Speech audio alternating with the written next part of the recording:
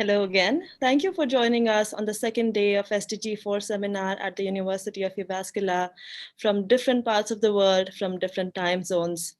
Hope you were able to enter your own thematic sessions this morning and hope you had good discussions there. Now we come back together for another interesting session, the panel discussion. So I'm happy to introduce our four prominent presenters this afternoon: Paula Malan, who is Senior Advisor of Education at Ministry of Foreign Affairs, Professor Hannu Savolainen from University of Jyväskylä, Lasse Leponiemi from 100 Organization in Helsinki, and Dr. Hanna Ala-Suutari from the World Bank. Unfortunately, Minna Polvinen, Senior Ministerial Advisor, Ministry of Education and Culture, who was planned to be with us today, cannot join us. She informed us yesterday that she is sick, and we really hope that she gets better soon. So it's unfortunate that we don't get to hear views from the Ministry of Education today, but we hope to have insightful thoughts from the four presenters who did join us. The discussion will be led by Dr. Olli-Pekka Malinen from EduCluster Finland. And one thing that you might see a Mentimeter poll beneath the video on HowSpace. So we would like you to go to the link and do the poll before we start. And Mr. Olli-Pekka Malinen, the time is yours. Hey, so thank you for the kind introductions and welcome to this panel discussion also from my behalf. And as Apurva mentioned, my name is Olli-Pekka Malinen, and we have here four excellent panelists who will take the lead role in today's discussions. But first, we will start with a round of introductions. So each panelist are given approximately 4 minutes to introduce themselves and then the work that they are doing around the topic of Sustainable Development Goal 4 and inclusive education and so on. And we are today going in alphabetical order, so it would be Hanna Ala-Suutari starting first. So please, Hanna.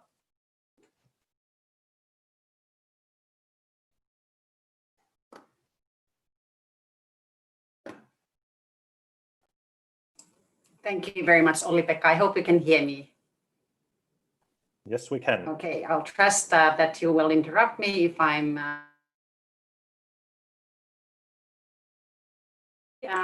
start with saying to everybody that I am really delighted to be part of this panel. Happy to be introducing myself first and then hear about everybody else within this distinguished panel. So as was told, my name is Hanna Ala-Suutari and I work as a senior education specialist in the education global practice of the World Bank. I'm also global lead for inclusive education. So I lead the inclusive education thematic group, and it is really part of the safe and inclusive schools within the World Bank education sector approach. So I think that the best way for me to share a little bit more about the organization where I work and a little bit more of what I do is just to share a very brief PowerPoint presentation, really a couple of slides. And Olli-Pekka, if you can help me just to say whether you are able to see my screen right now with from learning poverty to learning of the future. Yes, Olli-Pekka, are you nodding? You can see it? Yes, we can see it very clearly. Perfect. Thank you so much. So I really want to turn everyone's attention to the World Bank, looking at the current situation where we're all living at. And I would like to propose for you to stay tuned for the paper that we've recently been working, which is about learning poverty, really looking at from learning poverty to learning of the future. And I'm going to focus, because of the theme of the session, of course, and because of the work that I do in the World Bank on equity issues. It's perhaps a thematic area which has not been so broadly looked at always within the World Bank. However, I think the 2020 Global Education Monitoring Report on Inclusion and Education, the upcoming regional reports for Latin America and Caribbean and Eurasia are really helping also an organization like a World Bank to consider what is it that we can do. So when you look at the current situation and really thinking of how you can work within the scope of inclusive education, it is important to understand that where were the education systems before the pandemic. And if you've looked at any of the studies that the World Bank has been doing, about a year ago, there was a report about learning poverty. It resonated very well with the narrative in the bank, really fighting against poverty and trying to get rid of poverty in the long run. In low and middle income countries, in so-called low and middle income countries, before the pandemic, 53% of children could not read and understand simple text by age of 10. Looking at foundational skills is, of course, nothing new in the education sector. I think the bank taking a very clear approach for looking at learning poverty and then making the numbers visible has been very powerful. Now, after the post-COVID, it is estimated that this number is even increasing. However, I think it is powerful for all of us to understand that within this challenging time, there is now an opportunity also to build the foundations for the learning of the future. And the work that has been going on is really combining the education approach as well as the group that has been looking at what does the future school really look like, and then being able to talk about it during the era of pandemic. Here you can see 5 pillars of education approach, which really are core narrative of the current education approach in the World Bank. When I'm working in the area of safe and inclusive schools, and in particular related to inclusive education and really the broader inclusive education, I think my work is really twofolded. I more or less use a twin track approach. So partly I make sure that my colleagues who are other thematic leads in these areas, which cover learners and home environment, really looking at early years, teachers and careers, learning resources, and school leaders, that they become having more and more inclusive lens as well. We do have a pillar for safe and inclusive schools, even though the nature is cross-cutting, because this area is fairly new in the nature of looking at the institution and really a sustainable development and shift towards supporting countries in working towards more inclusive systems. So I think the ideal situation would be that this pillar would actually be successfully a cross-cutting one. But and then also not to forget the technology, and we have been reminded often that technology is also a leapfrog, that we don't have to really think of perhaps more traditional approaches for development and education, but really look at new opportunities that are there. I've been working in this area for about 20 years, being based in 3 different continents and worked in 5 different countries. I think inclusive education is really interesting here, and I very much look forward to the discussion today. I stop there. Olli, over to you. Okay, thank you, Hanna, for the introduction, and we are looking forward to hearing your comments and views also during the discussion.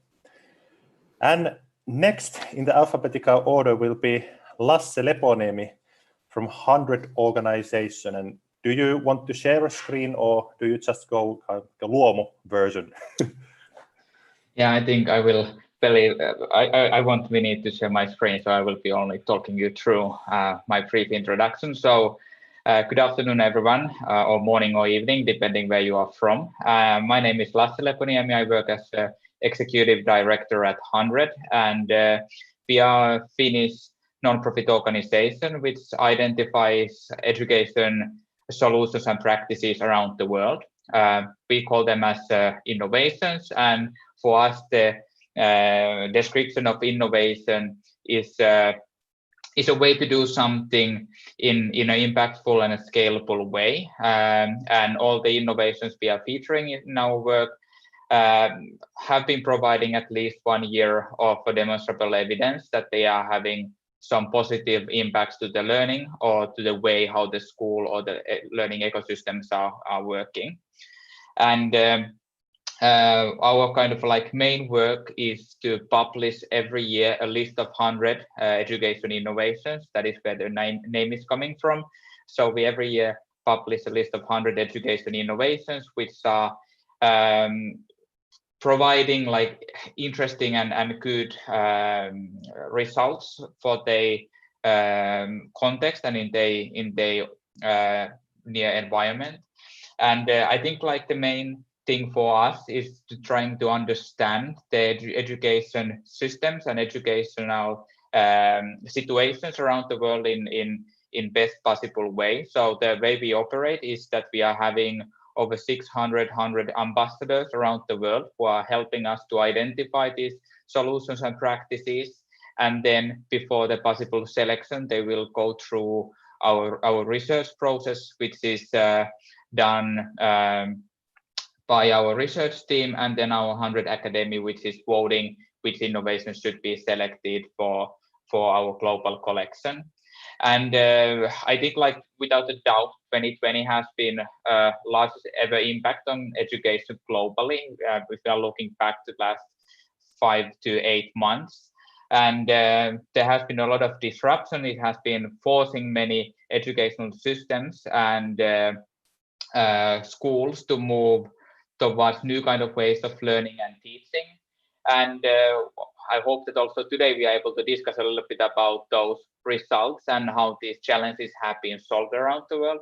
And to end with, I would always like to point out that when we are discussing about inclusivity and how education is organized in different parts of the world, we should always remember that education is very much context oriented.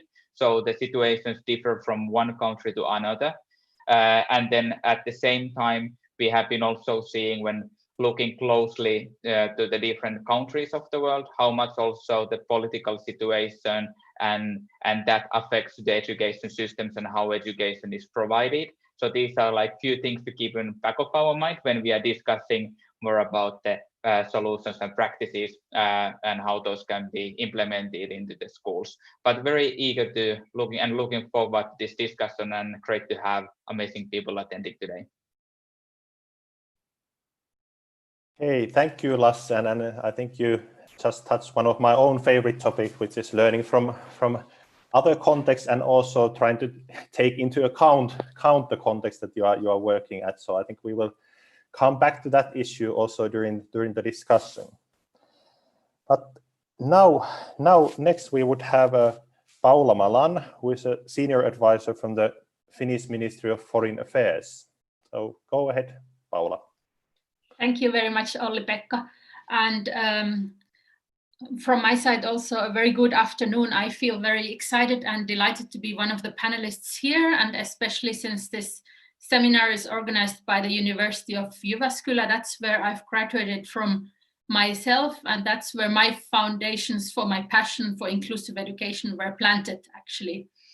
And a couple of words about my background. Apart from my Finnish teacher education and teaching experience in Finland, for the last 18 years or so, I have followed the development of education from a global perspective.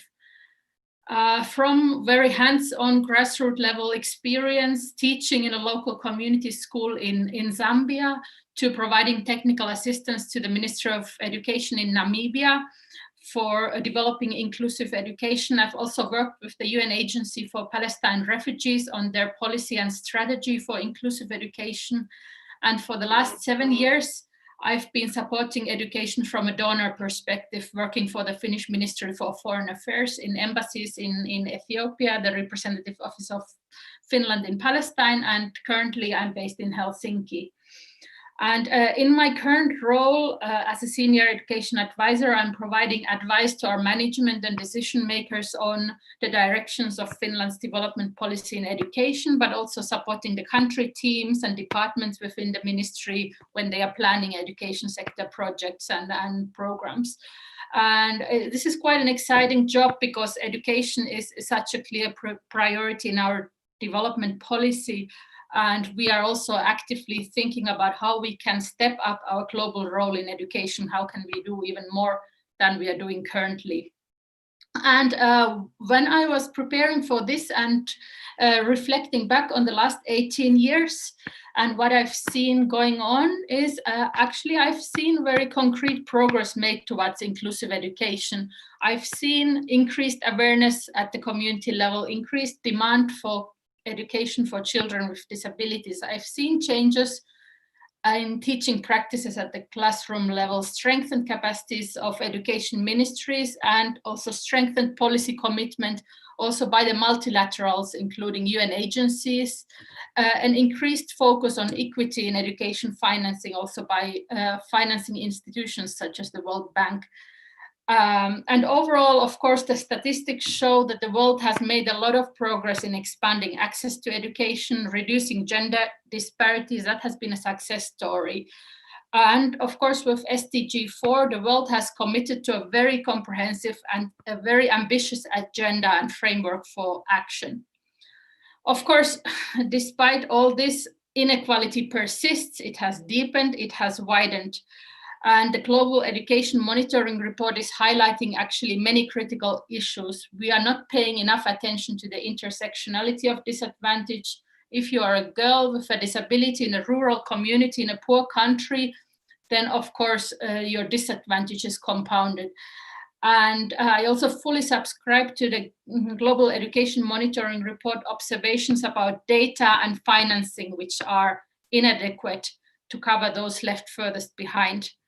And like Hanna mentioned, a huge concern are the learning outcomes. Kids are not simply learning at school, and the learning crisis is of course hitting hardest those left furthest behind in the poorest countries.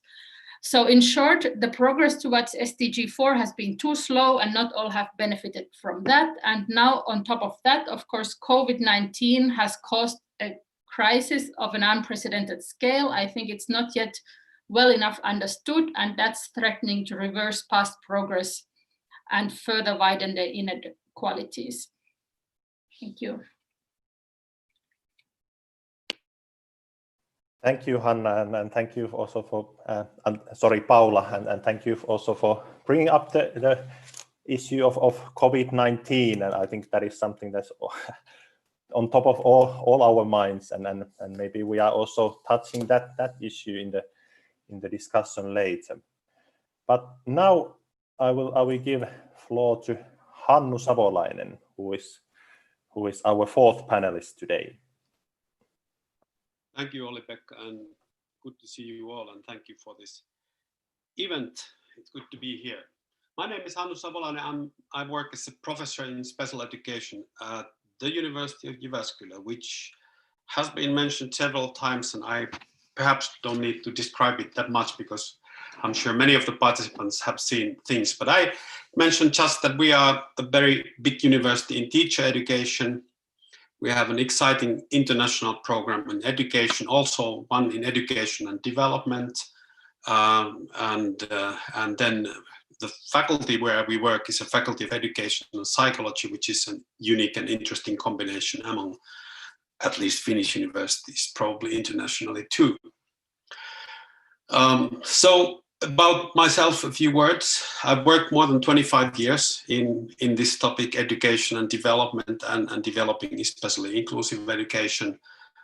Although in the 1990s, the projects were actually projects in special education, not in inclusive education.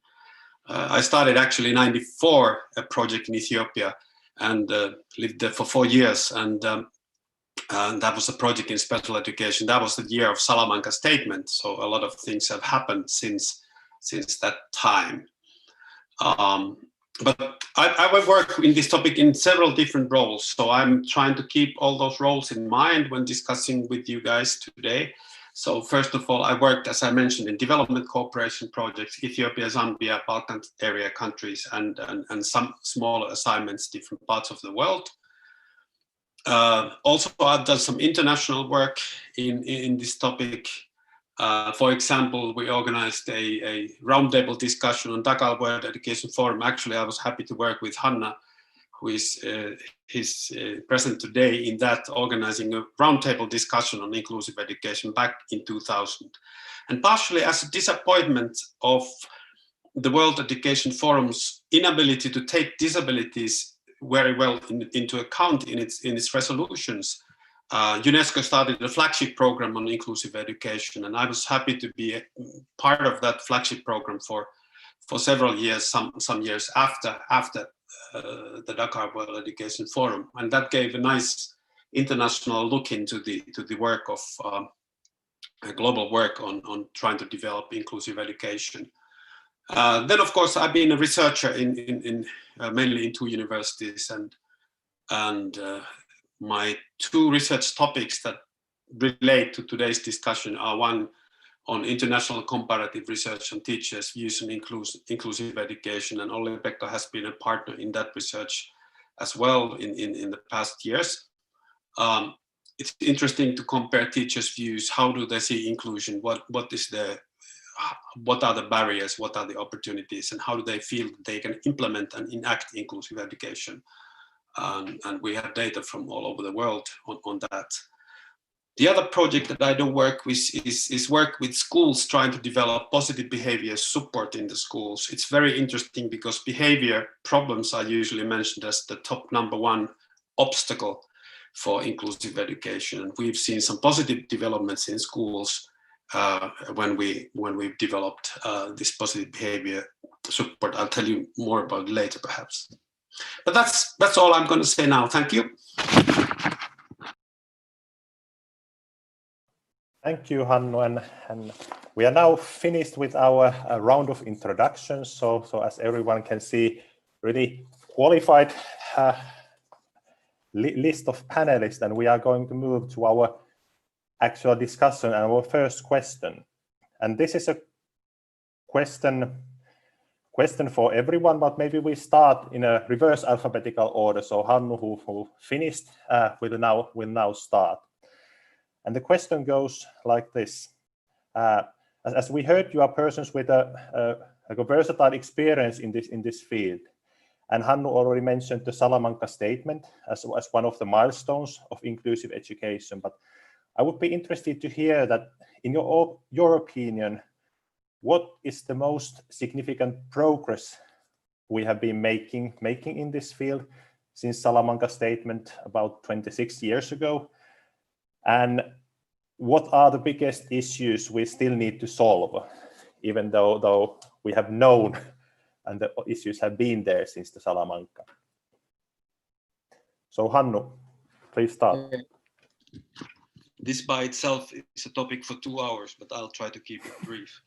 Well, I see the main thing is that inclusive education is accepted as a universal goal. That for sure is a great development. And I see that a major turning point in this acceptance was the conventions of the rights of persons with disabilities from 2006, and then later ratified by country, even our country in 2016. But that's a major turning point, because then inclusion after that was seen as a human right in Article 24. It clearly described how education systems must be responsive and inclusive. And that changed something in the world. I've seen several delegations coming to Finland and ask about how do you, when there's this new human rights statement, so how do you respond to it? And especially the question many people have asked is, how do you understand the term reasonable accommodations in that Article 24? So reasonable accommodation is one big thing, and thinking about the responses to that is been a positive development. There are many other things, but I want to just go to some challenges so that don't take too much time. I think the challenge is that universally, yes, it's there, but still I would say inclusion is challenged at local levels in any country that I've worked with. So at the local level, it's a different story. And I think that at the root of this challenge at the local level is that the role of teachers in acting inclusion needs more attention. So something needs to be done to convey the message to teachers. So what can they concretely do to develop inclusive approaches in schools? And I think part of the challenge here is related to definitions of inclusion. I think that they really would need a bit of a deconstruction, as was suggested 20 years ago. Special education needed deconstruction because it needs to transform into a new kind of approach. I think inclusion needs that now. So we need to define, what do we mean with the words that we use about inclusion? So what is inclusive pedagogy, for example. That's one term that is used often, and different people mean different things with the same word. But then that's the crucial issue for teachers. And I would just like to finish that one challenge is that too often teachers are left alone in communities to solve how to start being inclusive in a school. And I think that's not fair. We have to keep teachers on board in our definitions, in our approaches, and concretely developing ways of developing inclusion in schools.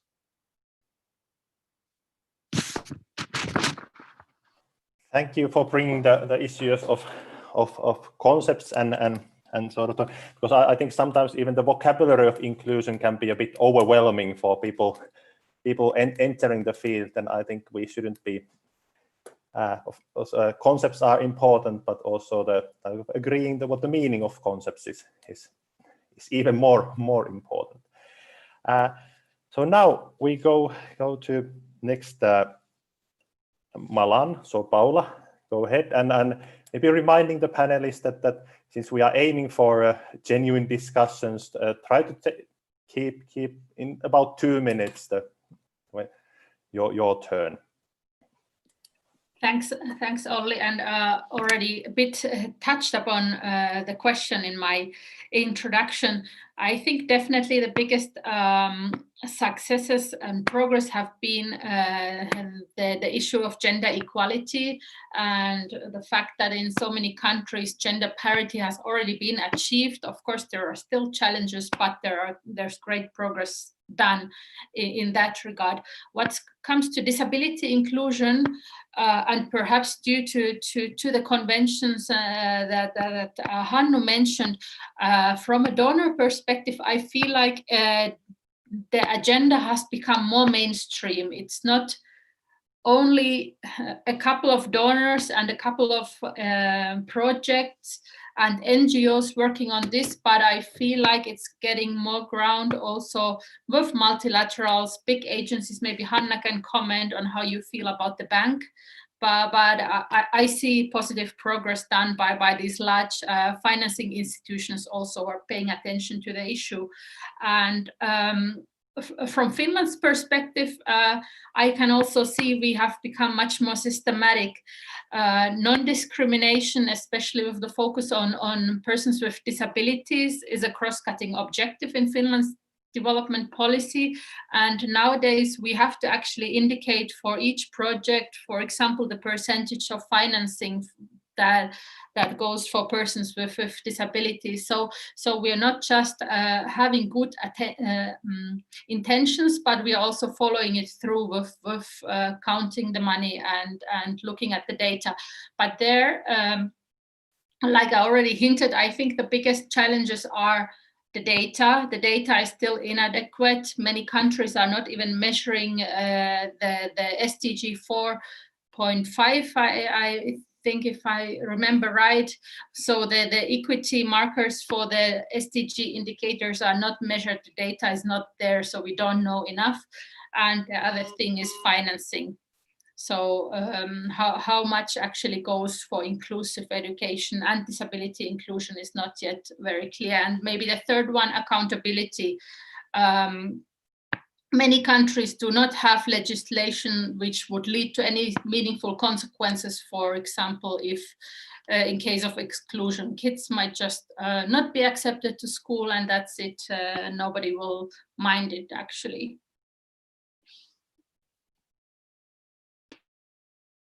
Thank you, Paula, for bringing up the issue of data and maybe the quality of data that we would like very much to improve. Next, we are going to Lasse. So the biggest progress and the biggest issues we still need to solve in this area of Sustainable Development Goal 4 and inclusive education.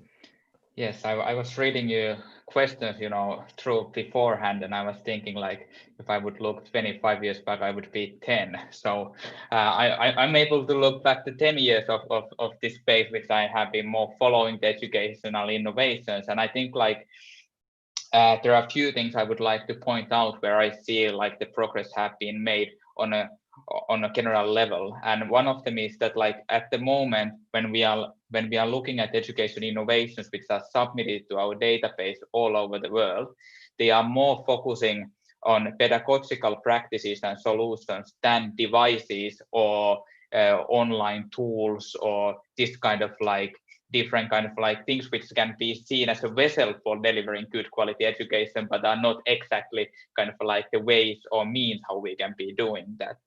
And then a second point I would like to point out is also about the funding which was mentioned by Paula. So also when we are looking on a global level, like which kind of education related innovations or solutions are getting more funding, we are still having the problem over there. So most of the risk funding especially goes to global north. So it goes to North America, to USA, Canada, to European countries, to some Asian countries where these usually edtech related companies are born, and they are collecting a lot of that money.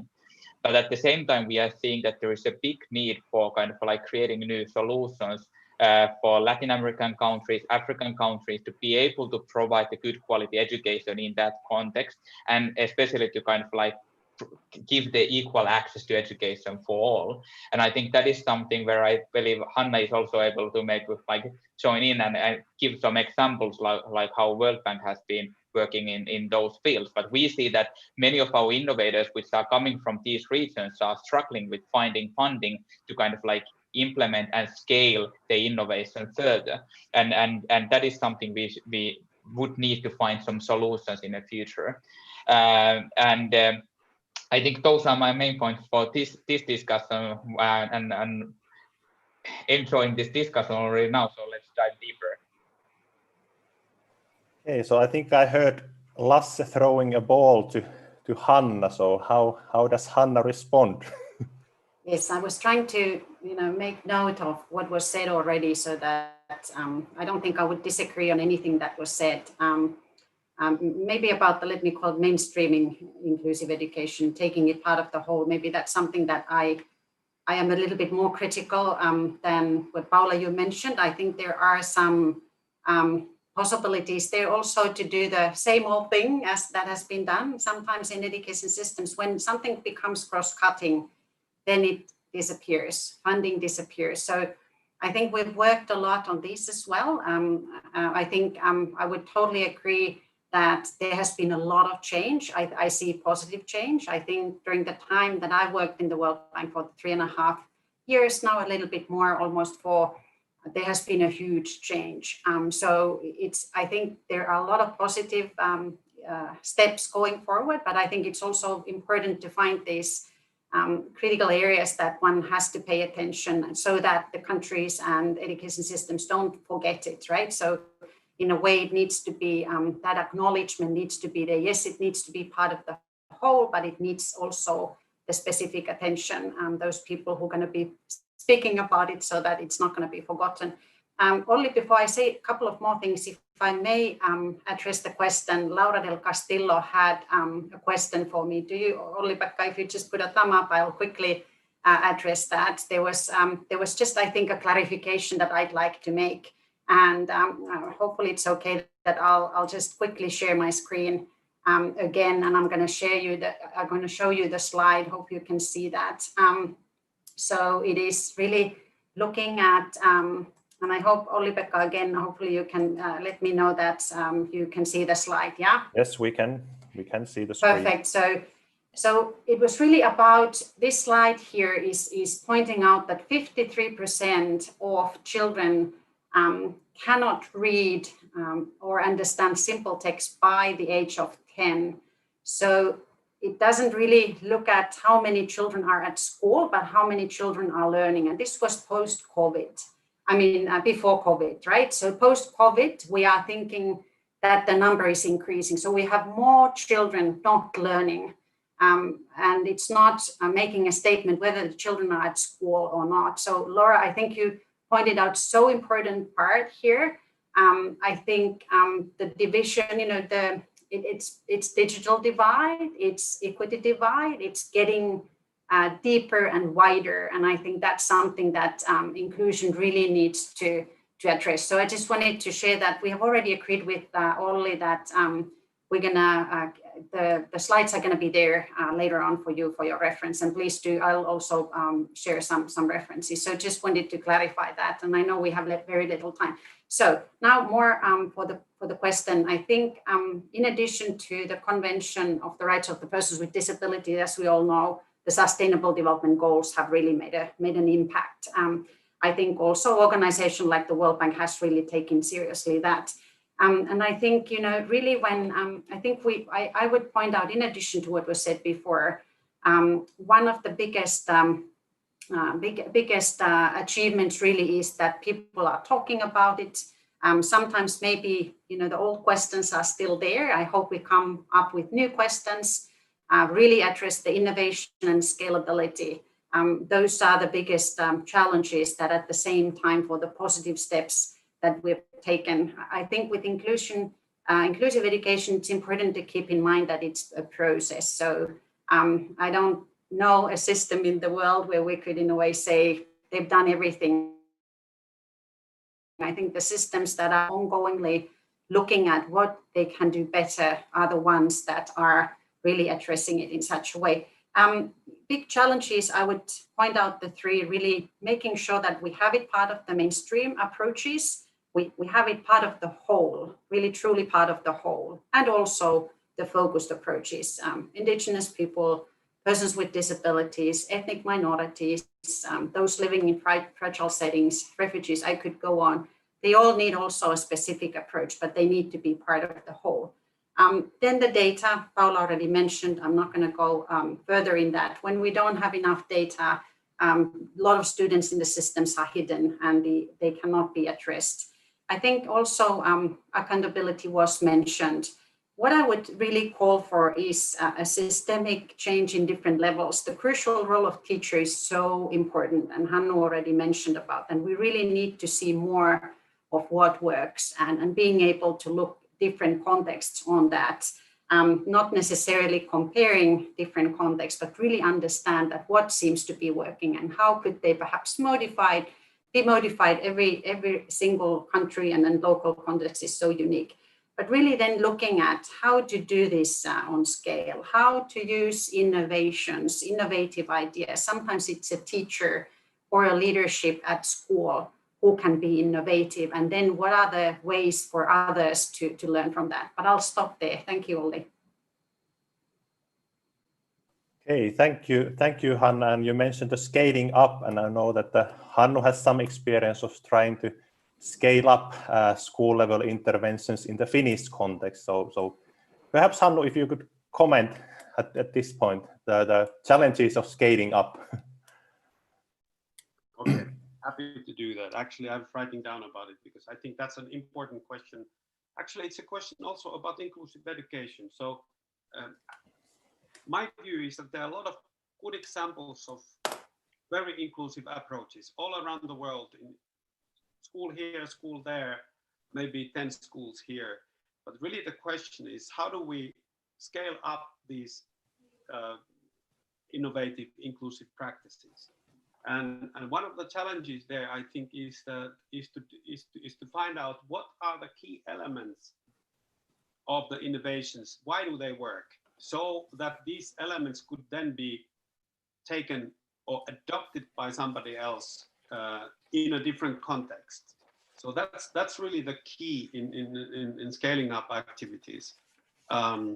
We've tried this one in our country with positive behavior support and developing a model that fits Finnish schools, how we believe improved it a bit, and now we are scaling it up in different schools.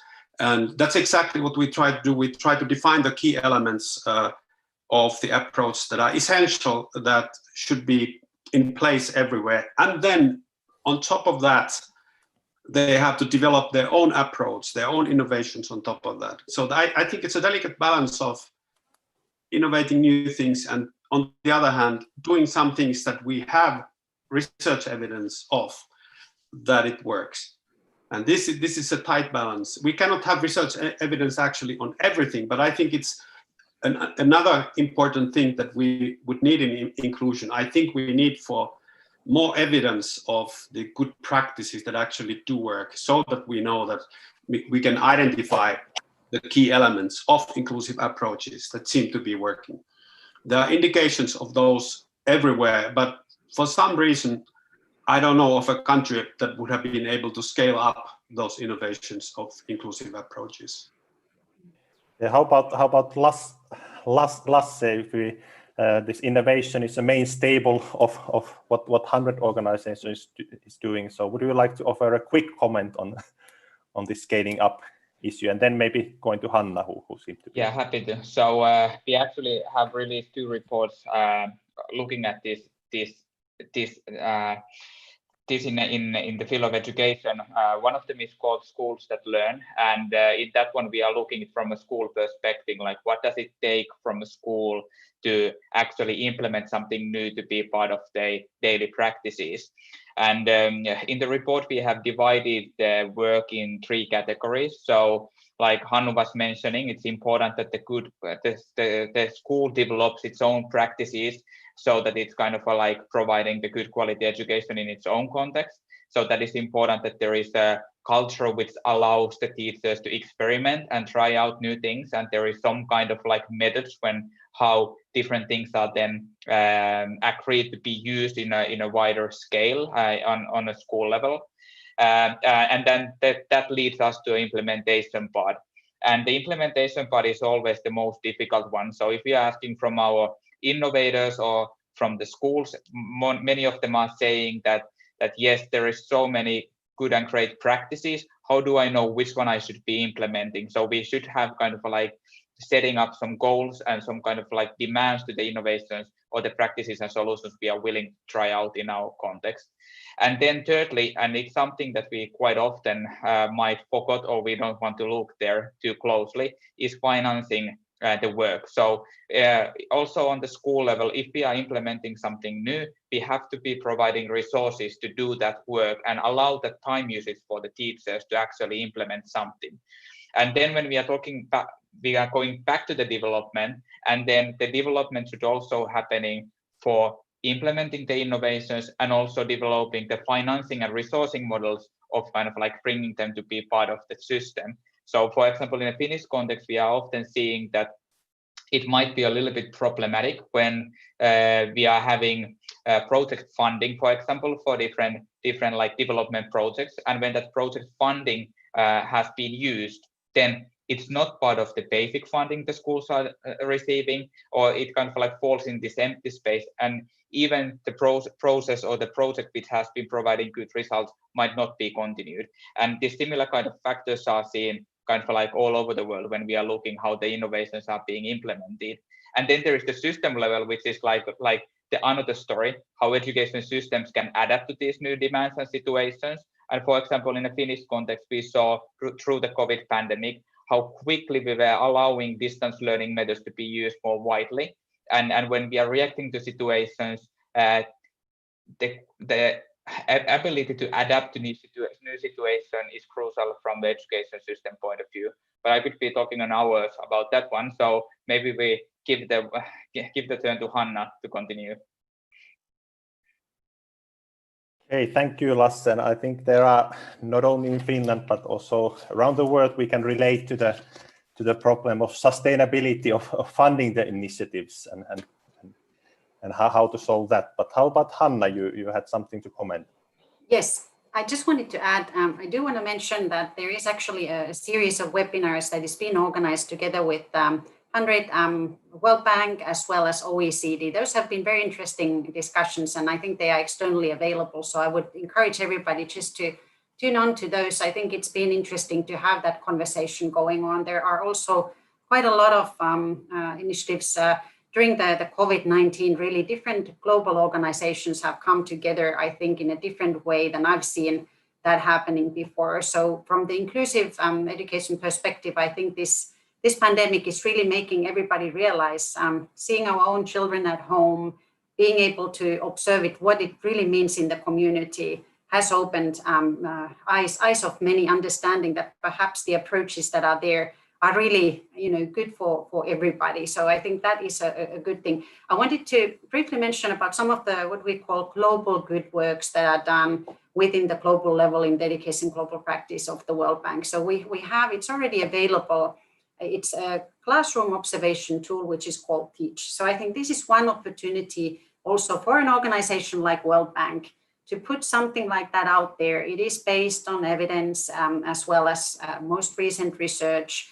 And of course, an organization like World Bank is interested in measuring.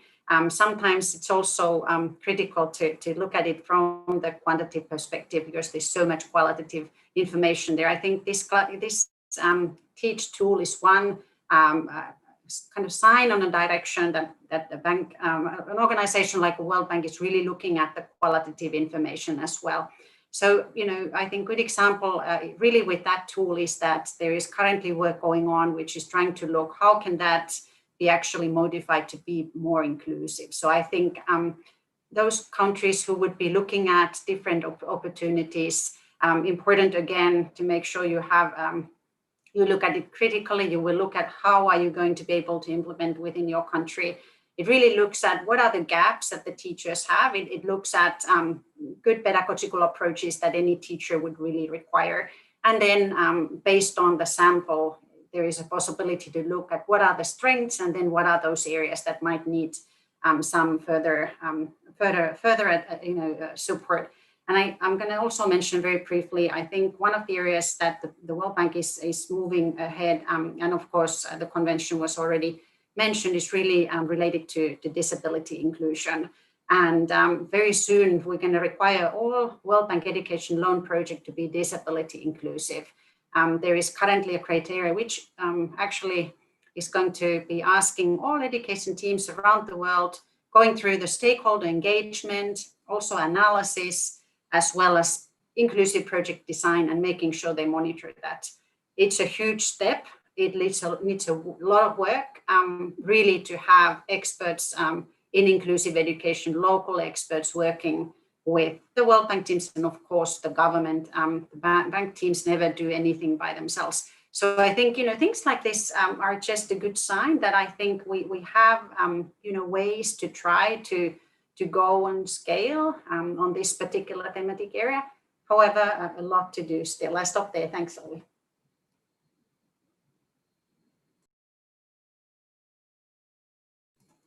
Olli, you're muted.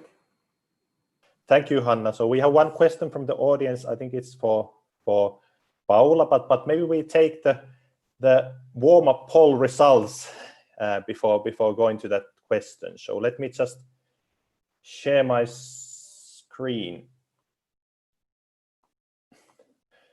So I felt a bit guilty when Paula mentioned the quality of data, because we are all guilty of that, and we think we have 400 registered participants, and then the poll answers vary from, let's say, from 10 to 20 answers per question. So maybe we cannot consider this as representative data of all the participants, but rather suggestive data.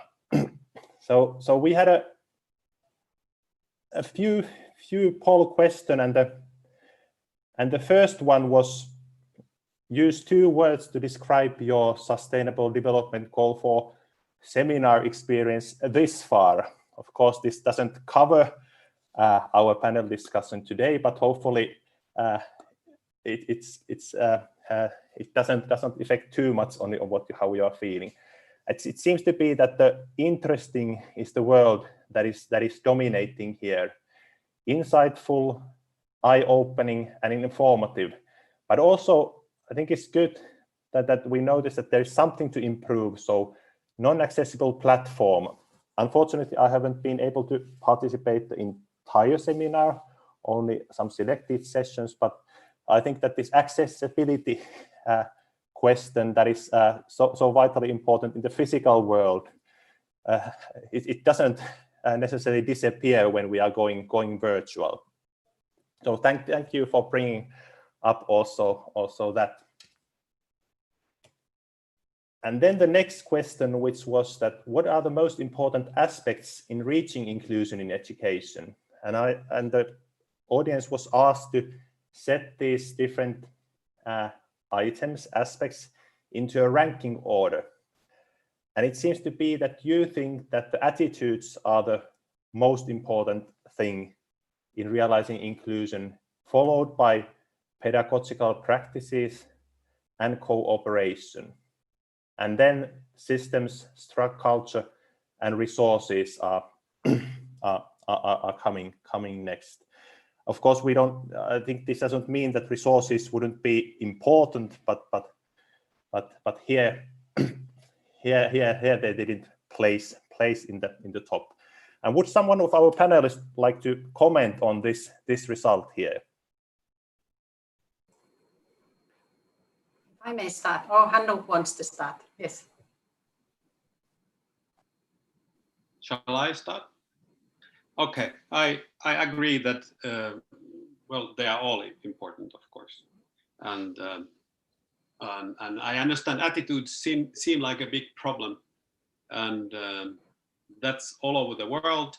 However, I believe that the real way of changing attitudes towards the better is to improve the pedagogical practices, to empower the teachers, to build their efficacy, build their trust in the work that they do, that the work that they do matters, and they feel that they can work in a classroom with diverse students. Then that will be the true changer of attitudes, observing that you can succeed in the teaching work.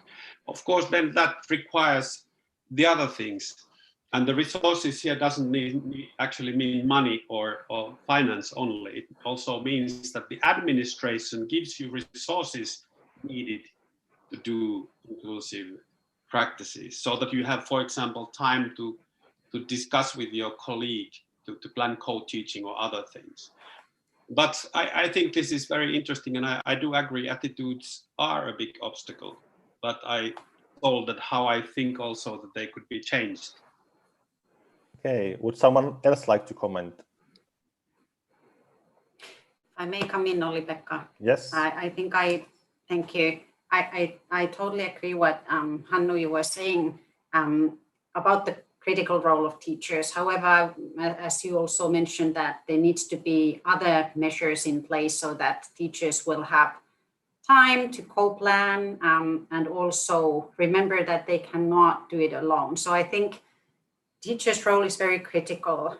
If we are able to then work with parents, with communities, also the civil society, and I would probably take the cooperation from here to that level, looking at communities, how different partners are able to find the spirit that they will work together, and are able to look also what's the best way in looking at the marathon that needs to be ran, So of course, any parent who has their child at school now wants to change immediately. And then, those are the kind of issues that in education systemic change one has to deal with. So also within the global level, I think, Paula, you also mentioned about the importance of donor community collaborating and also looking at the international civil society organizations. For example, in the area of disability, I think there has been some attempts also in looking at the networks that can be created to actually have a forum for different players to be in a safe space and actually discuss. I think the cooperation, multi-sectoral collaboration globally as well as locally is something that we can see this poll as well. So in a way, maybe we can consider that if we are able to work with the cultural change, if we really have the systems and structures in place, supported by cooperation behind those systems and support structures, and then the pedagogical practices working, hopefully we are able to work on the attitudes. I think it's important to realize the current world in different parts of the world. I think now, again, it's one of those times when we really are reminded that we do need to work with attitudes in an ongoing basis. May I comment? Olli, yes, please go ahead. Yeah, so I was actually surprised to see the culture on the last position, and now it made me smile a little bit because it's kind of like raising its position in this chart. And because when we are kind of like looking like different changes taking place in all kind of environments, we see that the culture is one of the key aspects of that one, which is kind of like allowing us to do things, which is kind of like providing us support and encouragement to do things in new ways. And especially like when we want to kind of like improve the inclusion, I think that the culture of inclusion should be there in a core, because then that can allow the pedagogical practices to take place.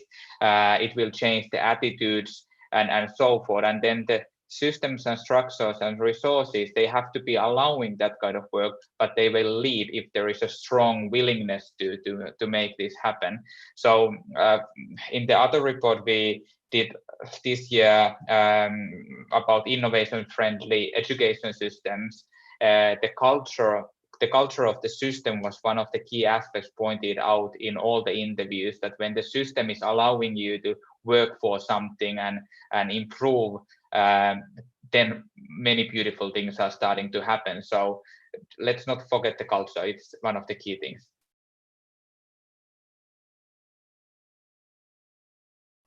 I think you sold the idea well, because the culture is now gaining more votes. Paula, you had your hand raised up, and actually I have a question for you coming from the chat. So the question goes, Paula Malan, quote, "Gender parity achieved. Can you elaborate a bit, please? I'm especially thinking hidden curricula which reproduces biased gender roles, for example, in Finland." Yes, thank you for the question. Let me respond to that one first.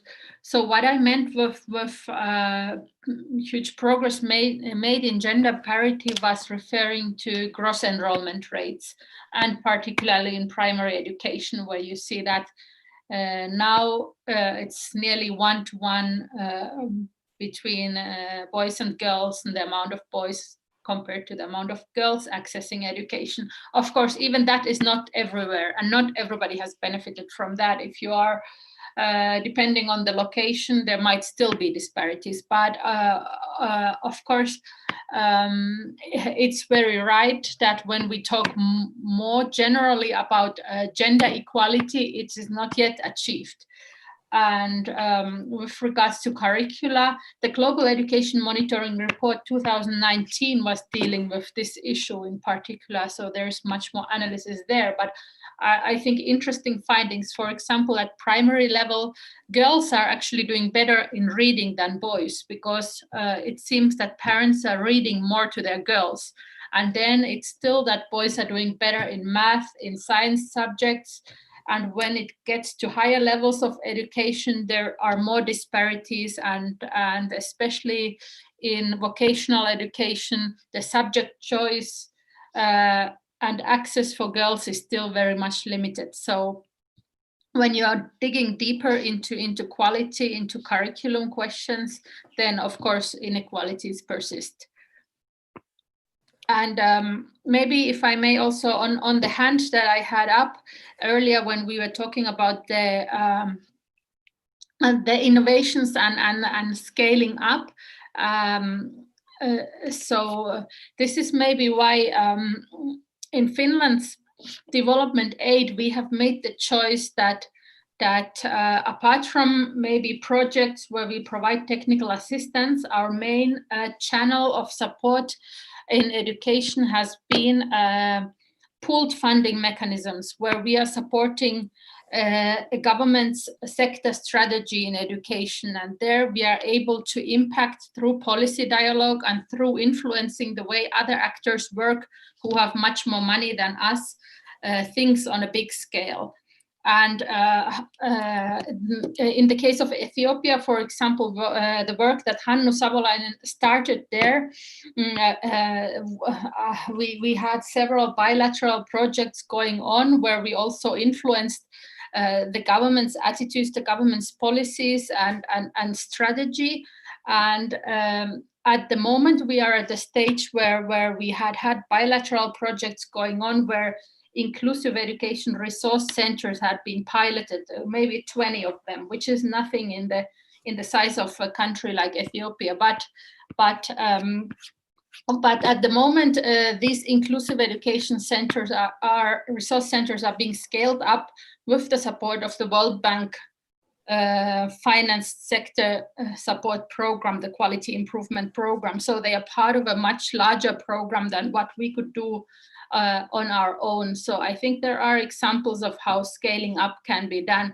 And then one more comment to Hanna, who said that that maybe mainstreaming is not that easy and it's not automatically done, but also you provided good examples of how now the World Bank is committing to all projects in education being disability inclusive. So I think you have already given examples that progress is there, but I agree, of course, it should not just be a buzzword that, okay, human rights-based approach is applied or mainstreaming is done. It has to be followed through. Thanks. Thank you, Paula. And once you got warmed up, I would like to, we already talked a bit about the Finnish national policies and what Finland is doing to promote inclusion globally, but how about European Union? As I understood, you have worked a bit also on that side. So what is European Union doing in this area? Well, yesterday I was listening to the Global Education Meeting, which was the extraordinary gathering of world leaders, including ministers of education and also multilaterals organized by UNESCO there. The Commissioner for International Partnerships, Jutta Urpilainen, committed that the EU will raise its education sector support from 7% to 10%, so meaning all 10% of EU's bilateral aid to partner countries will go to the education sector. So they are stepping up on their commitment. Earlier already, the EU's humanitarian aid agency has committed that 10% of the humanitarian aid will go to education in emergencies. And EU is a huge donor with more than 2 billion a year already now. The education budget, it's equivalent to the size of the World Bank and others. So they are big. But when we look at how they're directing their support, quite a small share is going to Africa, for instance. Quite a rather small share is going to basic education. So I think they could do more with a increased focus on primary and basic education, and increased focus on the least developed countries, because a lot of EU financing, for instance, is going through the Erasmus and these sorts of programs to the development of higher education, and this might be in neighborhood countries, not necessarily the least developed ones. So, but I think here in Finland we have not really paid much attention to EU policies in EU aid policies that much. We could do much more to see what they are doing. Did Hannu have something to add? Yeah, I would like to add actually, just to point out that actually one thing that the EU is doing, it's many of its research programs within Europe even are emphasizing, especially those where you expect the social impact. The social inclusion is often a buzzword in those projects. So that's the outcome EU is expecting from a project. I'm involved in one research project funded by EU currently, where inclusive education is one of the goals which we approach through the developing the behavior intervention we also do in Finland. So I think that's a very important aspect of also EU support, so that it has become kind of a cross-cutting issue also in research programs. And I think that's a wonderful thing, and let's hope that it stays on board on those programs. About Hanna. Thank you, Olli. Just to maybe remind everybody about the regional report for the 2020 GEM report coming, probably going to be launched, I think, in February. I'm sure the GEM team is going to be able to let us know the exact date soon. So I think that's another possibility now to look at also how to influence donors like EU even more powerfully. I think one of the key authors is part of the from the European Agency for Special Education. Hopefully I got the name right. So I think also there has been comments on coming that it's been really good, powerful way to acknowledge again that no system has achieved what we're probably hoping for within this process. And I think, when we have guidance in place, also within the World Bank, somebody was telling me yesterday in one meeting that maybe it's the 2080 situation right now. So we are going through the formal processes of our criteria implementation. Hopefully by the end of November, the teams are going to be asked to make sure that their projects are disability inclusive and the overall approach of inclusion would be also acknowledged. How 200 staff of Education Global Practice is going to be able to work on that frame, I think that's the challenge. So in a way, a lot of good steps, but and maybe that's really calling everybody within this seminar, researchers, students, people in different organizations, that we really have to be following this up. Sometimes it's not even giving the contact for colleagues, please, this is the organization of persons with disabilities that you can reach out, but actually try to facilitate that. And who are those facilitating in the local context? But I think EU also perhaps is the kind of a funding agency that often is very monetary based, let me say. So for them within the working in EU, it is organizing those funding mechanisms and who are the implementers and collaborators are, I think that's crucial. So anyway, different stakeholders, research community, different organizations are able to keep, keeping up the dialogue. I think it's important. Thanks.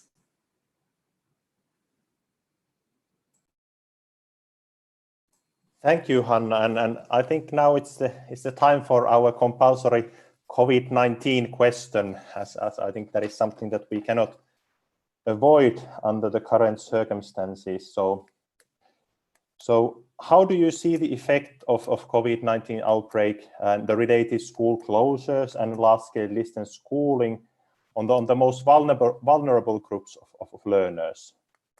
And before going to your answers, I would like to pay attention to the audience poll. We had a one side quote here. This is what I thought yesterday, but maybe today I already disagree with myself. But nevertheless, it's also that seems that the audience has rather mixed opinions to this quote, that the use of online distant learning will continue to grow and will benefit equity in education. So how do you see this question? And maybe we start from Lasse. As I've noticed that 100 organization has been compiling a report called Quality Education for All during COVID. So could you share some insights from that process, and what did you learn through compiling the report? Happy to, and maybe now I could be stealing your screen, so I could share my screen instead from here.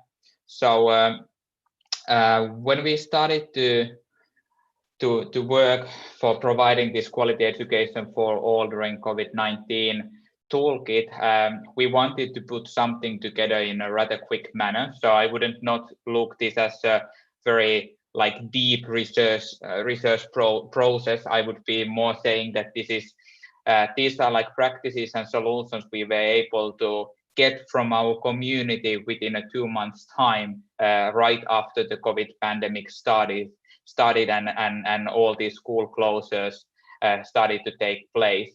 All of this information is actually available for all of you on our website if you want to take a closer look.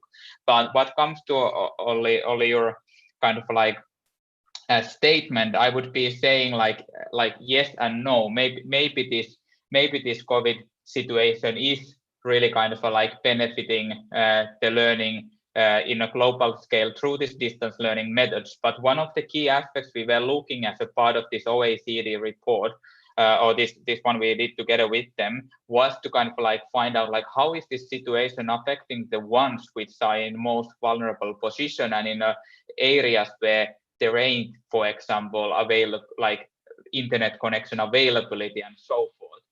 And what we found out that teachers and learners, they are clever when they are put into that situation. So many kind of like solutions and practices were starting to come to our knowledge when we started to look more closely into these areas. So for example, one of the key aspects they were trying to fight for was like how we are able to provide good quality education without internet access, without maybe even smartphones or any other kind of like technological devices.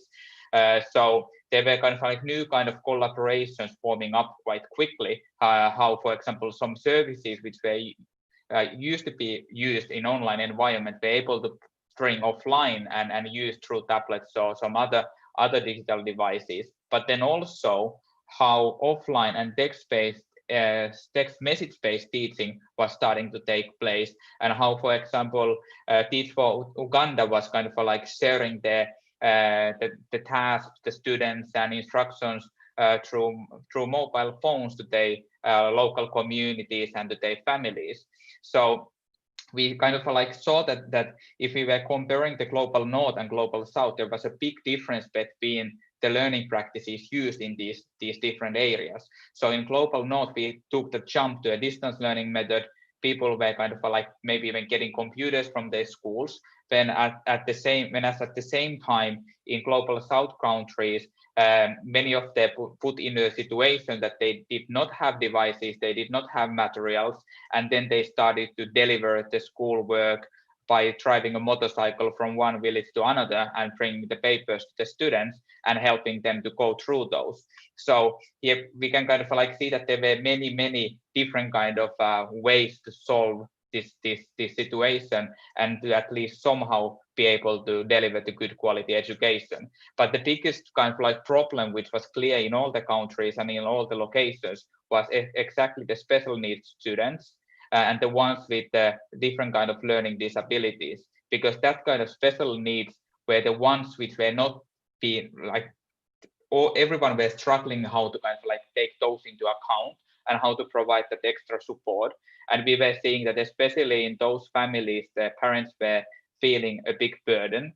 Also in the families which were coming from the socioeconomic background, were seeing a big burden for themselves, and those students were on the most immediate risk of dropping out all over the world. And then at the same time, we were seeing that the students who were very self-oriented and very eager to learn, they were maybe even benefiting from the situation because they have had more possibilities to do their own learning in a personalized way, in the way they wanted to do it. So there were like a lot of learnings in these results we got. So please take a look to this and dig deeper if you find some of these approaches interesting, or maybe even something you would like to make a study on.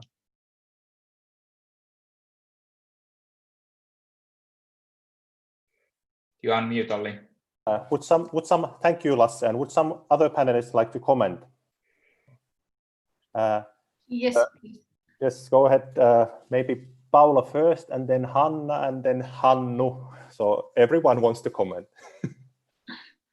Yeah, of course, the COVID has had an impact on perhaps every student on this planet, with schools being closed and countries have had to improvise a lot with having some sort of distance learning going on. What I have to say is that, of course, this is again highlighting the inequalities and perhaps penetrating them further. In countries like Ethiopia, only half of the population have access to electricity. 15% of the population have access to any sort of internet. So we cannot talk about the kind of distance learning that we're talking about in Finland or countries with internet access. For instance, even distance learning organized through radio and TV has not been accessible to all. We know that 400 million students around the world have been cut off any sort of education, be it via TV or radio or mobile phones or so forth. So what we've seen with concern is that that some kids have already moved to work in our partner countries. There are indications that boys have been forced to start daily jobs and labor. We've heard about the increasing risk of teenage pregnancies. Yesterday, the South African Minister of Education highlighted with concern that in South Africa, not all girls have come back to school after schools were reopened. Some teenage pregnancies are on the rise. This is what we also know about other epidemics like the Ebola, that these kind of situations of disruption of education are increasing a risk of abuse and gender-based violence. So there are huge risks associated with the closure of school, and the continuity of learning. The safe reopening of schools has to be a priority. That said, of course, also the world has changed and we have to move towards better connections, better connectivity. And in the countries that Finland also works with, we hear about the desire and the demand of the education ministries to go digital and have more access to this kind of opportunities. So hopefully this crisis will also trigger sort of a push towards digital platforms, more technology in education, better pedagogical practices, but it'll take a time. Then we move to Hanna. Thank you, Olli. I think, Paula, you were very informative. I don't want to go into the details that you already shared. I think it's exactly making the statement, for the sentence that you showed us earlier, Olli. So yes and no, perhaps, right, as Paula already emphasized. I think really the issue here related to those variety of groups that Paula already talked about, really the out of the school population is going to grow. So I think, and also remembering really, it's been pointed out here in the questions, as well as Paula and others have mentioned, that really when we look at the globe, we really need to understand those contexts that don't have any electricity. How do we have devices that would also function without internet? We do have those in place. So how can we make sure that organizations like World Bank and other regional banks and other donor community also would acknowledge this when they procure something related to educational technology, that they actually would have this in mind? There are already a lot of options available. I think we need to work on more affordable options more. Private-public partnerships in this area are really critical, but it's really important to understand the realities of every single family that we are really looking at. And I think also the issue here is when we look, for example, persons with disabilities, it is also that situation that the families are going to be making if there is a fee related to going to school. It might be about clothing, it might be about materials. They might have to make a choice in this kind of economic situation that we are currently facing. So those will affect. And of course, it will also important to encourage countries not to let the education budget suffer. So I think we have good examples of countries that have not given up on education during the time of such crisis. I'm going to share also an external internet page on this host-based environment so that people can have a look. There is a lot of documentation that the World Bank has been working on related to COVID-19. Our education technology folks especially have been very active. And then we've also, there is also Shocks in Education report that has been published. So again, I would invite researchers and students to take a look at others as well. How well is the inclusion lens in there? I think it could be stronger, it's there, but I think we really need to, maybe twofold as well. Every single child needs perhaps more support at this situation. How can we make awareness of that more? It's about mental health. It's really about looking at the social part of education. Education is a social experience. It is a different scenario to look at the teacher from the internet. If you have access to internet or TV, again, it brings up more opportunities, informal education as well. So, important to consider that, and then remember the most vulnerable here. Thank you. Thank you. And before going to Hannu, there's a comment from the audience, Martha Elford from the University of Kansas, saying that now in Zambia, teachers are using WhatsApp as a means of collaborating for professional development. I'm part of 3 different groups. The access to cell phones have changed things.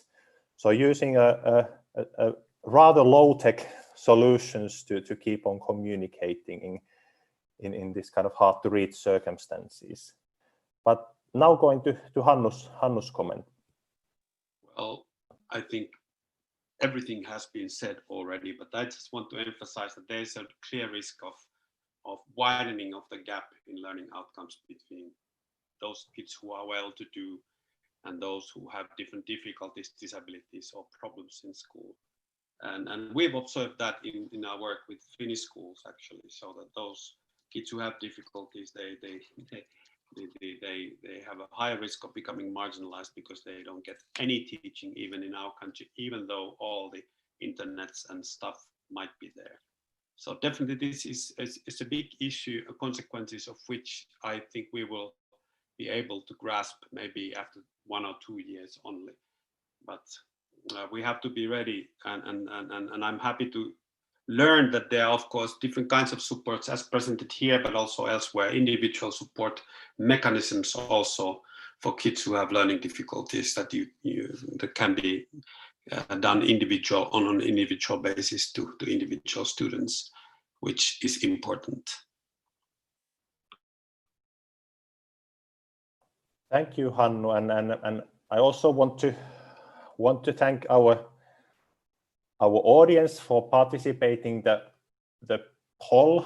I will soon close it, but I think this was a nice ground or platform for our discussion. And in addition to being brilliant minds here among our panelists, I think we are also physical human beings. So I would now suggest that before we enter our final lap of the discussion, that we take a half-a-minute break when we stand up, maybe stretch a little bit, and then we continue with the discussion. So please don't lock out. Just stretch a little bit, and we are back in half a minute.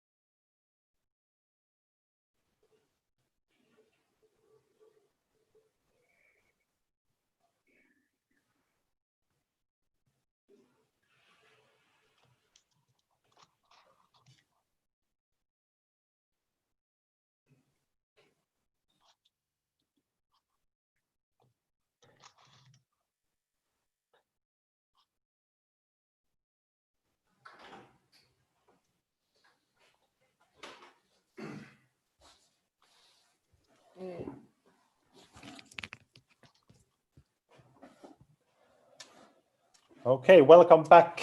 And I think we are now vigorous enough to enter the last half an hour of today's discussion.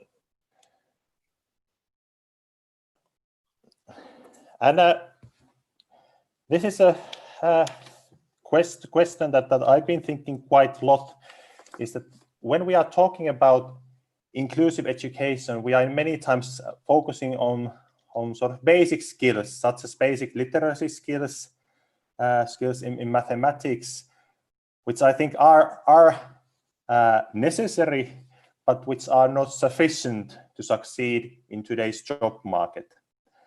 And these kind of skills can be developed, for example, in technical, vocational, tertiary, adult education. But how do you see the status of inclusive education when going beyond basic education? And maybe to continue that with the comment that came from the audience, that how about the business owners? That how can we get people to hire persons with disabilities? So that they can enter the job market. And anyone can start here.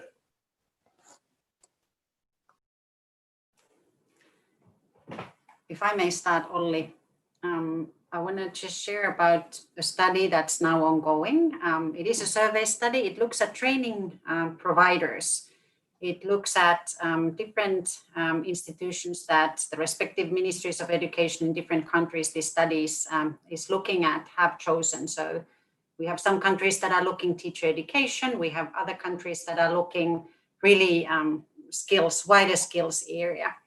And I think it's been interesting to work together with the team planning for this research and trying to find good ways of how are we going to ensure that the training institutions are actually going towards inclusive approach. We too often have myths in this space. I think we have kind of understanding that, and I think it can be seen in Finland, it can be seen in other European countries, I'm sure in North America as well, in a different way. Related, for example, to people with refugee background. I don't think I need to go into more details on that, but there are a lot of myths. We have a doctor coming in who doesn't have the language skill, and still there are thoughts that, you know, what can be actually done? And in the end, we end up having medical doctors working in kind of work areas where the only kind of work that they can be getting. So I think there's a lot of improvement that any system can do on that, and also related to technical and vocational part as well. Maybe persons with disabilities often are considered to go to a more of a track of the technical or vocational kind of perspective rather than academic. I think eye-opening for me personally has been to be able to meet a blind chemistry scholar who was telling me how he grew up in US and was lied through his education in high school that you cannot do this. And then he happened to be in a seminar where he heard blind scholar of chemistry giving a lecture, and then that's how he opened up, and he was still explaining how he has to explain to his other colleagues in academia, you know, how he's actually carrying out the experiments, but he's able to do that. So I think there's a lot of, and I think, you know, we have had some feedback for the study that I mentioned in the beginning of this brief comment.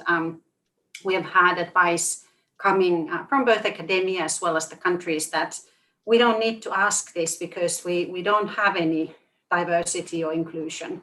We've had countries like that, 2020, saying this. So I think the response of the team has been, we will still keep those. And I think the results will be interesting to see. It also looks at, you know, really the accountability. It looks at strategic planning, variety of issues. But I think it's been very eye-opening to be part of this kind of work. And then we'll be excited to see how the results turn out. But I think it's, again, this kind of twin track approach, looking at mainstreaming institutions in the skills area, and then looking also what can be done within some specific specialized institutions. So a lot of attitudes to battle with, I think.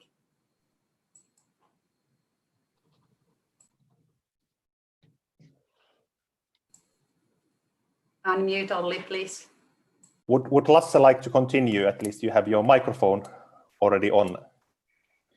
Yeah, so we were especially looking like last year about the vocational education and training and how kind of like the vocational education can be answering to some of the kind of like these like employment related challenges we are facing, and especially in the countries in African and Latin American countries, this can be seen as a way to kind of like provide the needed skills for the young people to enter the labor market. But that being said, one of the main obstacles we were seeing also in those ones were that like the students with the special needs or with the disabilities were often kind of like left out, and that kind of like brings me back to that one, my earlier comment about the culture. So how we are able to kind of like create that kind of culture which like allows and lets us to understand that we are different as human beings. There are different kind of like needs and different kind of care some of us will need, and how we are able to kind of like bring these people with the disabilities and special needs to part of our working communities as well. And I think like the main thing here would be that we are able to identify young people, students, young workers who are kind of like having this kind of a background, and then sharing those stories to the world that how they have been kind of like getting there. Because I personally couldn't be saying that I would be anyway specialized in that one, but I think we should be hearing the voice of these people who have been going through that path and finding their place in a working life or from the educational institutions, and we should listen to them closely. Hey, how about Hannu? I think I saw your hand raised, and also Paula raising a hand virtually. So maybe taking Hannu and then Paula. Okay. So this is a big issue, and I'm happy you raised this question because that places new different challenges to the idea of inclusive education that we have. So what does it take to prepare all children to become productive members of society who can participate in the society in the best way they can in a role that they themselves would like to is really a big challenge, especially when we look at it from the perspective of young people with disabilities. And I would just like to remind that often we've heard stories of young people who have gone through the mainstream school system with high hopes of getting a place in the world when they graduate from the school, but when they are not at the top of their class, or rather at the very other end, it might be a disappointment the way that society treats you after you come out of the school. So I think when we think about, just because it's a competitive place, the job markets and other places, so it's a tough fight to get a place. So some young people maybe have been created an maybe too optimistic view of what the world will be. So I think keeping that in mind, what in the name of inclusive education we should do more is to prepare all of our young people to these realities of the world early enough. So that means that you have to start building educational programs that prepare them to develop the kind of skills that they specifically would need. And now the thing is that then you need to think about individual approaches to individual needs. For example, if you have a learning problem, reading problem, you have to learn ways to compensate that disability in reading in order to succeed in the work. Or another important thing is maybe you have difficulties with the social behaviors. So you have to learn social skills that you need. Actually, it's one of the key factors to be attached to a workplace, is to have enough social skills. So this kind of things I think we have to remember. So the view of going towards an adult society and then just to be in a grade 1 to 6 school is a totally different world. Thank you, and then going to Paula, who had her virtual hand up. Thank you. I totally agree with what Hannu was saying. And first of all, the issue of labor market relevant skills and so is a problem across the board, not only for persons with disabilities, but the education systems in many countries are not really geared for that. And in many countries, there's sort of an expectation that everybody completes the academic high school, and those who do not, they just drop out and they are failures. But there isn't really the alternative developed for a vocational track, and that's something that countries really need to work on and think of how to integrate sort of practical vocational skills into the education system as a real choice for everybody. And apart from that, of course, for the persons with disabilities, and especially women with disabilities, if they are equipped with skills and supported to find employment, that can have such a transformative impact on their life trajectory and how it looks like, their opportunities. So paying attention to them is very, very important. Many NGOs also that Finland supports are doing very valuable job in this regard. I've met so many persons on the ground who have received a decent job and employment and are describing how their life has really changed, and that's amazing. There's also very interesting partnerships between the public-private sector. For example, in Ethiopia, there is a Finnish company called Sera Helsinki producing carpets together with partnering with Abilis and local partners in Ethiopia, where they are training the women in weaving the carpets, in growing the sheep and the thread for the wool carpets. And hundreds of women with disabilities who were living in poverty and had nothing to do are now employed with decent jobs. So I think we need a twin track, these projects, non-formal skills training, and we need to work on systemic change at the level of education systems and the way they prepare young people with skills.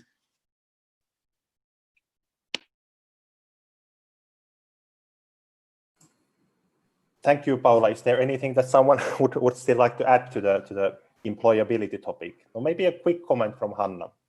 Very quick one. I'm just going to say that we should work on widening horizons, really for the labor market actors, employees, having really that kind of perspective. And we've concentrated a lot for persons with disabilities, but I think it does also look, mean other, social, sexual orientation and gender minorities, also ethnic minorities and any minority in context. And then also breaking the myths, really looking at some contexts where there is always a kind of an attitude, let me say, whether it's a doctor or nurse. And we should in a way break these myths that both are equally important. I'll stop there. Thanks, Olli. Thank you. And I promise that I will have a question related to finances at some point, and here goes the question. So at least I've observed that at some point the international organizations were promoting inclusion as the economically affordable option, especially for the developing nations. But how do you think, is this a valid claim, and if yes or not, what are the implications? So maybe Hanna, you start and then going to Hannu. Or Hannu, you can start, you had your hand up. So you are muted, Hannu. I'm working on it. I got it. So I think this is a dangerous claim. That's what I'd like to say. It's it could go either way. It could be interpreted in a good way. It could be interpreted in a bad way. And I think it's contradictory in the sense that it can be used bad in a way that we do inclusion because we want to save money. This is actually, in honestly speaking, one of the major claims against inclusive education in our country, that it's used by municipalities to save money from education. So that actually is seen as a negative thing. But of course, it can be a positive thing in a sense, and I understand where this economical idea comes from. It comes from the idea of not building two separate systems of mainstream and special education, and that makes sense. I agree on that. But the economic argument, I would not use it that much perhaps as is being used. I'll tell you a detail about Finnish education policy about inclusion, which to my understanding became much weaker than it was in the first draft destined to be. And one of the major arguments against a strong inclusion policy in our country was that we cannot afford it. So financial argument was used against a strong policy for inclusion in our country. So it's contradictory.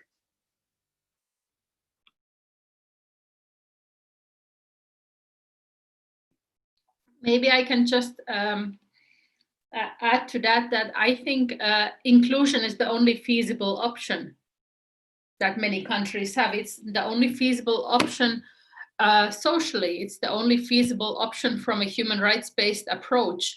But of course, also it's the only feasible option that countries economically have. Doesn't make sense to start building separate systems, but it shouldn't be like Hannu said, used as a plan for saving money. But it's the only feasible option.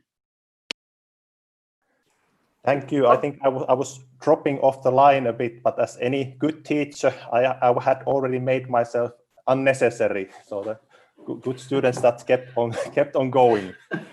And Hanna asked me to repeat the question, so maybe you dropped off as well. So the question was that at some point, international organizations were promoting inclusion as the economically affordable option, especially for the developing nations. And what do you think about this claim? Is it valid?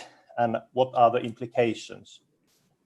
Thank you, Olli. I have to admit that the home-based work, home-based schooling is sometimes interrupting us as parents. So I missed the beginning of it. But then what Paula and Hannu were already saying, I figured out that this was the topic that we were looking at. I think it's really very critical to hear from actors within the World Bank, for example, stating that sometimes quality will cost more, and so be it. This has been the kind of statements that I have recently heard from quite senior management representatives in open forums. So I think that is a clear message. Sometimes you have to do the investment in the beginning, and then it pays off. So I think it's, again, one of these topics that you have to be, let me say, careful about, that there isn't going to be misunderstandings about it. And I think, again, we don't have enough research on costing, inclusive education, financing and costing, because it's, again, very, unique situations. It depends on the structure and systems in the country. But I think it is important to have also the social aspect of it. When you go to a certain track in certain country, your opportunities are going to be limited. You might be socially excluded. You might be excluded also from the most recent learning opportunities. So I think it's another conversation that really needs, you need to look at the country. You need to have that kind of overall perspective. What is the education system like? Are there already parallel systems existing? So then what are the shifts? Can the special education system be really supporting the general education? We've seen examples also, countries that have quickly moved from really segregated systems to inclusion, almost, let me say, overnight, not quite, but then you have ended up with a growing amount of out-of-school children. So general education is not ready. Parents don't feel comfortable sending their children there. So a lot, I think in the beginning, we've talked a lot, Hannu, especially you have mentioned a lot about critical role of teachers. With the attitudes, how can we make sure that in teacher education, both pre and in service, it's going to become like a new normal for everybody to make sure that they actually acknowledge that. But as a general statement, I think it's important to remember that it's not only the costing of it. Of course, that is important, but that there are also other areas. And if you look at developing inclusive society, then education is one of the sectors that has a key role. Thanks. So Hannu, maybe a quick comment. I saw your hand raised. Just a quick comment. The bad use of this economic argument usually stems from a misunderstanding of inclusion as placement of all children in the mainstream categories. And I'll read you a quote of the Committee of the Rights of Persons with Disabilities a few years ago. They argued, it's in the Global Monitoring Report, and the quote starts, placing students with disabilities within mainstream classes without accompanying structural changes to, for example, organization, curriculum, and teaching and learning strategies does not constitute inclusion. I think that's well put. Okay, thank you, Hannu, for sharing. And now it's a task for our audience that let's go to our own global education monitoring reports and try to find the quote somewhere there among the 436 pages, if I remember correctly, the length of the report. 400. Yeah, I remembered it correctly. Maybe going to a slightly related question, but I think there's maybe a more optimistic question of global innovations in the area of sustainable development goal. So first, this would be a challenge for the audience. So in the chat, you have this house-based chat. You could try to describe your favorite global innovation in the area of sustainable development goal 4 in the chat. And if there is if there are comments pouring, then I may read some of them out loud at the end of the discussion. But now to the panelists, and you have approximately 1 minute per person. Describe what is your favorite innovation in the area of sustainable development goal 4 and inclusion, and why is that your favorite innovation?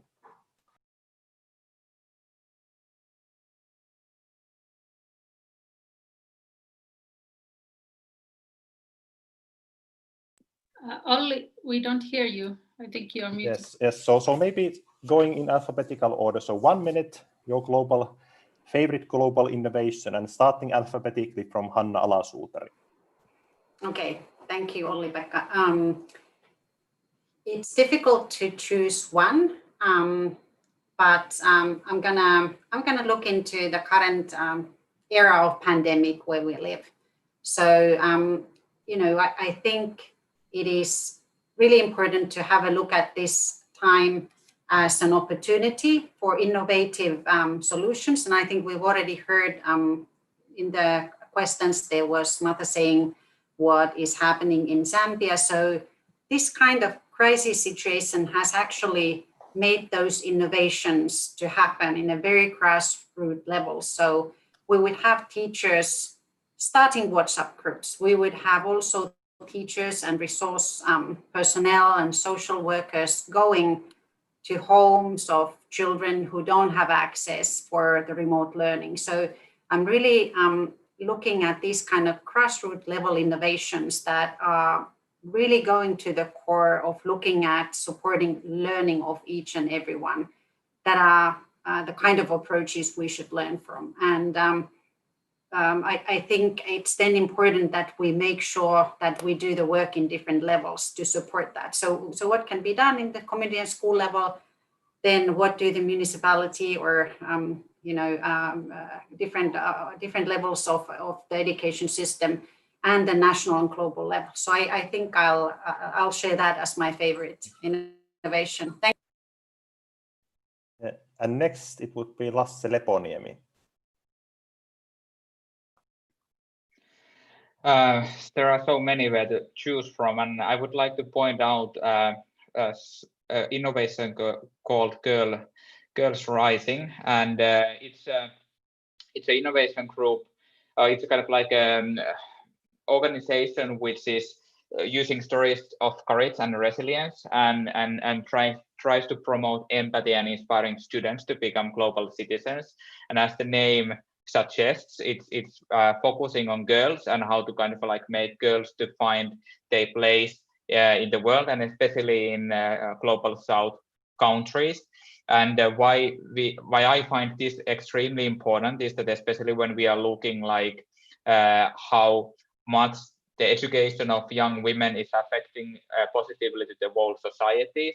I think like this kind of initiatives should be supported, and they could have a big impact worldwide when the education level of young girls and women is growing. So as an example, one very important innovation from our catalog for next year. Thank you, Lasse. And now moving to Paula. My favorite innovation is school feeding. It has such a strong positive correlation with attendance, with learning, with well-being, with food security, and especially in terms of children with special needs, the parents will have a real incentive sending their kid to school if the child can get a meal at school. So that's my favorite. And that is something very close to heart. And when I noticed the significance of having the school meal when I was living outside Finland in the countries where there wasn't a warm meal offered in school, and the trouble that it brought to parents preparing the lunch every day, and also the quality of food that wasn't even free, that was offered in the school that our kids went. So thank you for bringing that up. And now going to Hannu. My immediate response would be we don't have a global innovation, but if I have to select one that's global enough, I will select school-wide positive behavior support paired with multi-tiered support for individuals. Why? Because it has a good research evidence behind it. Two, it engages the school community to develop as a community, the students and the teachers, to develop on the basis of their shared values, concrete things they can do to improve their everyday practices so that everybody feels better in the schools. It addresses only one aspect of the school, mainly the way people treat each other, but I think it's an important innovation and hope that it becomes global.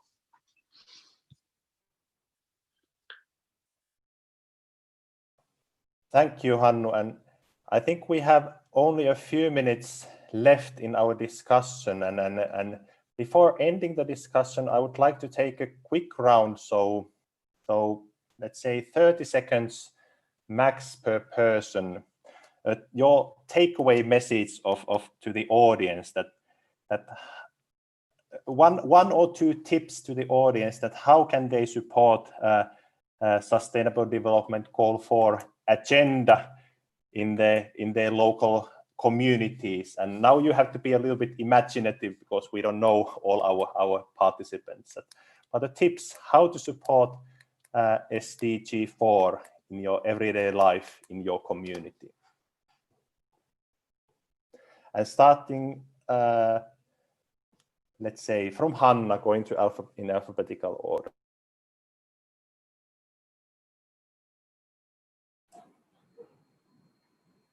Hope you can hear me now, yeah? And hopefully there is no background noise. tell me if there is, so then I'll stop and then somebody else can continue. I'd really encourage everybody who has been participating during the seminar there in Jyväskylä and all over the world. I know you have students based in University of Jyväskylä close by and then elsewhere, to really look at their communities and actors in the area of inclusive education and find ways to collaborate and contribute. So I don't think we can emphasize the importance of research enough. And it's important to look at research within the local context and really look at the local researchers and how can that research community be collaborating then with Ministry of Education and then other stakeholders. So I would call everybody to find ways to improve the collaboration. I think we have had very rich discussion today.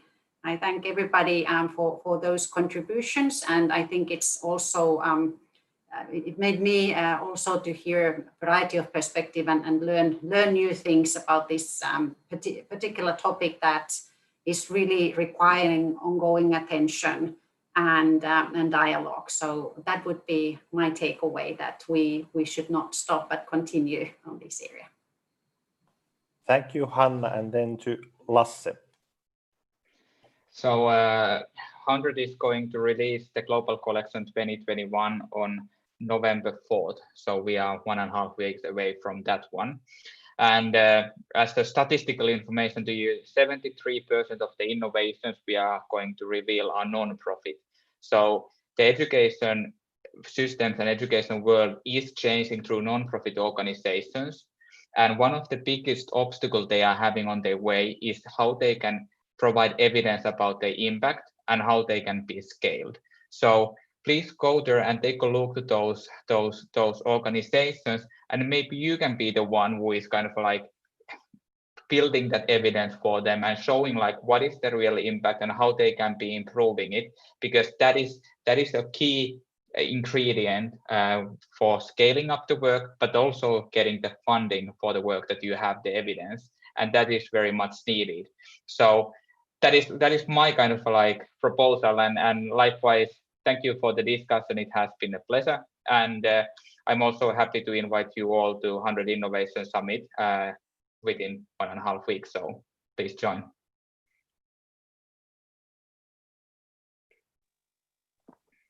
Thank you, and then Paula would be next. Yeah, very good points raised by Hanna and Lasse already, and also thank you from my side to all the other panelists and the listeners for the very interesting discussion today. So I think I would like to encourage all of you to use data. Data is really our weapon as a research community.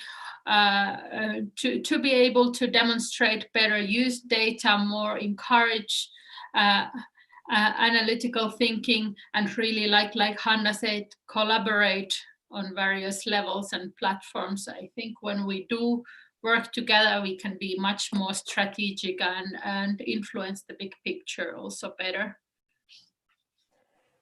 Thank you, Paula, and Hannu, please. Good stuff, I agree. So my message is inclusion is our moral imperative. So it's our belief that it's the only direction where to go to. But while we go in that direction, let's develop practices. Let's collect facts while we develop those practices to find out what works. And when we find out what works, let's share what we know, what works. And then finally, let's try to scale up those processes that actually work. Okay, so thank you, Hannu. Those were almost the final words of our session. We have a half a minute left. So I think now it would be time for the virtual applaud. And since we don't have our audience now live at stage, maybe we have to give applaud to ourselves virtually. And thank you very much for the discussion we had today, and then hoping to continue it later in some other or the same forum next year. Thank you, Olli-Pekka, for organizing a nice session. So now out to Apurva and Panu. Yeah, thank you so much. I ensure the virtual applaud for all of you. As you can see from the discussions, I think the audience really enjoyed the session. Thank you to the panelists for a really interesting discussion, and to Dr. Olli-Pekka for leading and the interactive polling. Now we have the closing session starting in almost 5 minutes from now. So see you there at the closing session. Thank you so much, everybody. Thank you. Bye. Bye. Bye-bye. Thank you. Thank you. Bye.